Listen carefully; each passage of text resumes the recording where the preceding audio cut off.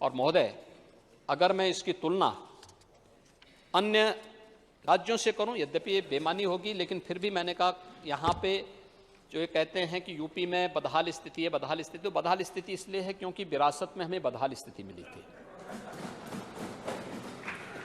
अगर हमें अच्छी स्थिति मिली होती तो हम उसको और अच्छा करते। हमें बदहाल मिली थी, उस बदहाल से उभारने में कुछ तो समय लगता। 5 साल में हमने उसे बदहाली की स्थिति से ऊपर किया।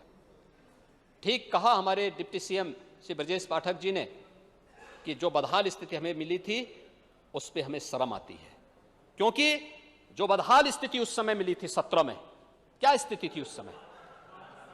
उस समय की स्थिति बदहाल थी और उसी स्थिति पे उन्होंने टिप्पणी की थी कि हमें विरासत में विपरीत परिस्थितियां मिली थी, उस बदहाल स्थिति को उभारने में हमें समय मिला। 3 वर्ष का कार्यकाल मात्र मिला, क्योंकि 2 साल तो कोविड प्रबंधन में हमारी पूरी ताकत खर्च हुई, पूरा हमें संसाधन उसमें झोंकने पड़े।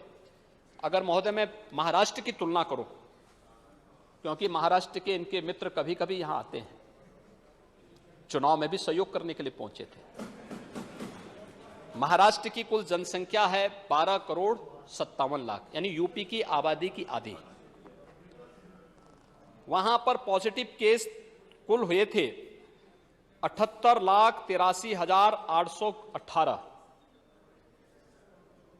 नोट कर लें, हमारे यहां जो हुआ है वह 20,54,935 ये रिकवरी हुई है, और प्लस इसमें आज के जो एक्टिव केस होंगे उस एक्टिव केस को जोड़ेंगे। आज एक्टिव केस हमारे यहां कुल यहां पे उत्तर प्रदेश में 878 के आसपास बचे हैं, तो ये इसको जोड़ लेंगे, कुल हमारे पास इतने पॉजिटिव हुए हैं। लेकिन महाराष्ट्र में पॉजिटिव केस कितने हैं? 78,83,818 हुए थे। मृत्यु हुई 1,47,857 की, 1,47,857। यूपी की आधी आबादी, मृत्यु यूपी से कई गुना ज्यादा, यूपी में 23,519। कुल टीकाकरण वहां हुआ है 16 करोड़ 65 लाख। अब दूसरे इनके मित्र हैं दिल्ली में, जिन्होंने यूपी और बिहार के श्रमिकों को और नौजवानों को दिल्ली से बाहर कर दिया था। कुल आबादी है 3 करोड़। पॉजिटिव केस हैं, कुल पॉजिटिव केस वहां हुए थे 18,68,550।